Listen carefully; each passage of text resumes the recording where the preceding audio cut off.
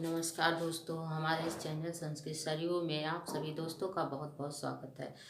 दोस्तों, आज हम कर्म कारक लेके आए हैं द्वितीय विभक्ति। पिछले वीडियो में भी हमने आपको कर्म कारक के बारे में बताया था कि कर्म कारक में बताया था कि आधार की कर्म संज्ञा कैसे होती है। उसके बारे में हमने आपको 3 सूत्र बताया। का सूत्र लेके आए हुए अकथितम च, इसमें कैसे क्या होता है। मान लीजिए अपादान है, संप्रदान है, करण है, आप उसके जगह पे द्वितीय विभक्ति कैसे लगाएं। अपादान है तो अपादान, संप्रदान, करण, इस जगह पे द्वितीय विभक्ति भी लगाए जाते हैं। लेकिन आप इसको कहीं भी नहीं, जैसे मान लीजिए कुछ ऐसे हमारे यहाँ धातु हैं जिसके अन्य धातु के आने पर, जैसे आप अपादान की जगह, संप्रदान की जगह, करण की जगह द्वितीय विभक्ति लगा सकते हैं।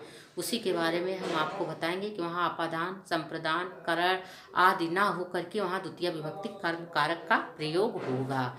और उसको क्या कहते हैं, उसको अकथितम च कहते हैं। अकथितम मतलब जो अकथित हो, जो कथित ना हो। वहाँ कुछ 16 ऐसे धातु हैं हमारे यहाँ, 2000 लगभग हमारे यहाँ धातुएं कितनी है, 2000 धातुएं हमारे यहाँ, 2000 के करीब हमारे यहाँ 2000 के करीब धातुएं हैं।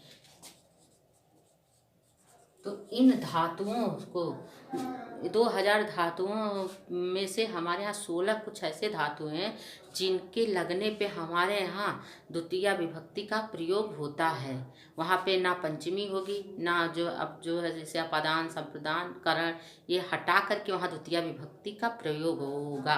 जैसे आपको बता दिया ना कि अपादान, संप्रदान, करण आदि कारकों के द्वारा अविवक्षित जो वक्ता की इच्छा ना हो। मान लीजिए वक्ता की इच्छा ना हो तो ऐसे जगह पे 16 धातुएं हमारे यहाँ ऐसी हैं जिसमें द्वितीय विभक्ति का प्रयोग होता है। जो विवक्षित मतलब होता है वक्ता की इच्छा, अविवक्षित मतलब होता है जो वक्ता की इच्छा ना हो।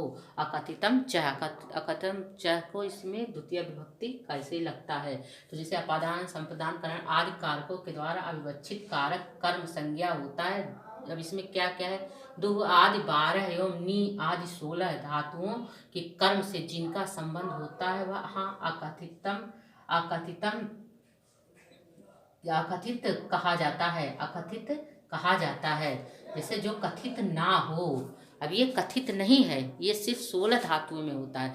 और कथित वो होता है जो मतलब जिसके जो नियम होता है, और ये इसका नियम नहीं है, ये अकथित है।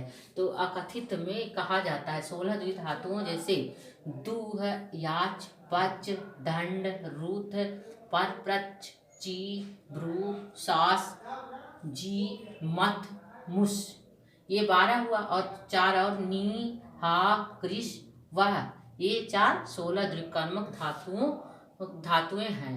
ये जो है 16 द्विकर्मक धातुएं, इन 16 धातुओं एवं इनके समार्थक धातुओं का योग में आपादान, संप्रदान, करण आदि कारकों में कर्म संज्ञा होती है, इसमें द्वितीय विभक्ति का प्रयोग होता है। ये जो हमारे यहाँ 2000 धातुओं में सिर्फ 16 धातुएं ऐसे हैं जिसमें द्वितीय विभक्ति का प्रयोग होता है।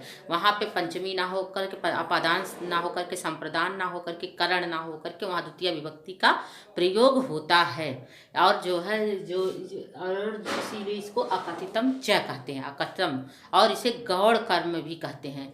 इसको जो द्वितीय विभक्ति इसमें लगती है इसे गौड़ कर्म भी कहते हैं। अकथितम जो कथित ना हो उसे कहते हैं।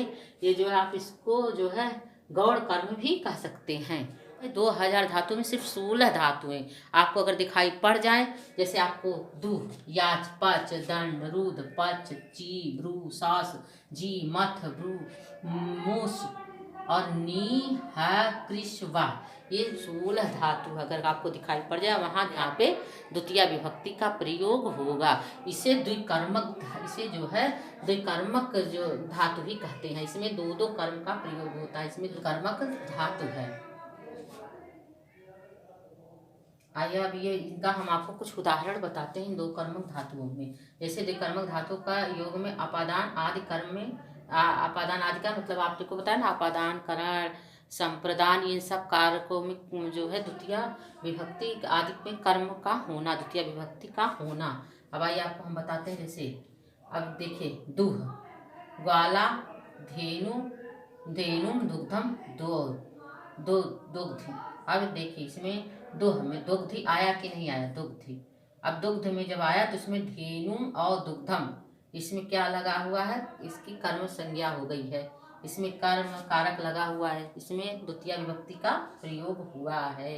अब यहाँ क्या हो गया है, धेनु और दुग्धम, ये दोनों कर्म है, ये दोनों की द्वितीय विभक्ति का प्रयोग हुआ है। अब इसी तरीके से याच, हरि बलिम वसुधा याचते, यहाँ देखिए बलि में द्वितीय विभक्ति है, कर्म कारक है, वसुधा में जो है यहाँ अयाचित जो है धातु है।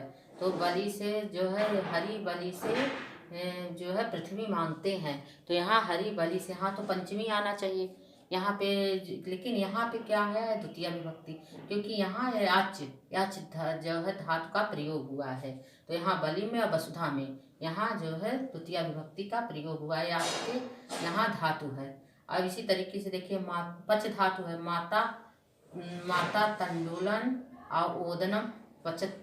अब यहाँ पच धातु है, माता तंडुल से मतलब चावल से भात पकाती है, तो यहाँ भी भात पकाती है चावल से। यहाँ तृतीया जो है, यहाँ पे करण कारक होना चाहिए, होता है, लेकिन यहाँ पे भी यहाँ पे जो है पच धातु लगा हुआ है, तो इसीलिए यहाँ पे पच धातु में जो है यहाँ पे द्वितीय विभक्ति का प्रयोग हुआ है। इसी तरीके से देखिए राजा चोरम सतम दंडयति, चोरम और सतम में भी जो है, चोरम में और सतम में है, यहाँ दंड धातु है, तो यहाँ पे दंडयति। यहाँ देखिए रुध धातु है, रुध, तो राजा शत्रुन दुर्गम रूढ़ाति, तो शत्रुन में द्वितीय विभक्ति, दुर्गम में द्वितीय विभक्ति है।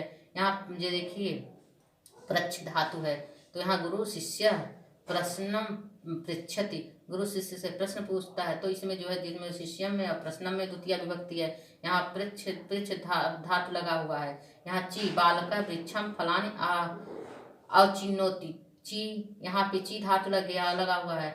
यहाँ पे देखिए वृक्षा और जो है फलानी में भी द्वितीय विभक्ति लगा हुआ है। इसी तरीके देखिए गुरु शिष्य धर्म ब्रुते, यहाँ गुरु और धर्म में द्वितीय विभक्ति लगा हुआ है।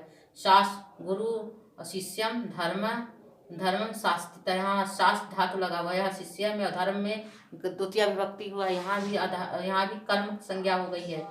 शिष्य में और धर्म में यहाँ सह जी में यहाँ पे जी धातु आया है, यहाँ सह देवदत्तम सतम जयति, यहाँ भी देखिए जी धातु आया, तो यहाँ पे देवदत्तम में और सतम में द्वितीय विभक्ति लगा हुआ है। मथ धातु आया सुधाम और क्षीर निधि मथनोति, देखिए यहाँ जो है क्षीर सागर, यहाँ देखिए सुधाम में और क्षीर सागर में द्वितीय विभक्ति का प्रयोग हुआ है। यहाँ देखिए मुस यज्ञ दत्तम सतम मूषणाति, यहाँ पे मुष धातु है, यहाँ पे यज्ञ दत्तम में और सतम में भी द्वितीय विभक्ति हुआ है। ये आपका हो गया 12 धातु। अब यहाँ देखिए ये 4 धातु नी कृषक धेनु ग्रामम नयत, यहाँ धेनुमम में और ग्रामम में द्वितीय विभक्ति हुआ है, यहाँ भी जो है कर्म संज्ञा हो गई है।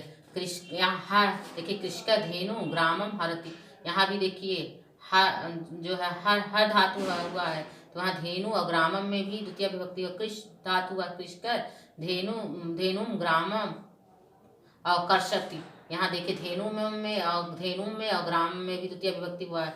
वह हमें कृषक धेनु ग्राम वहति, तो यहाँ भी वह धातु में देखिए धेनु में और जो है ग्रामम में भी द्वितीय विभक्ति का प्रयोग, यहाँ भी यहाँ भी जो है कर्म कारक हो गया है, यहाँ भी द्वितीय विभक्ति का प्रयोग हो गया है।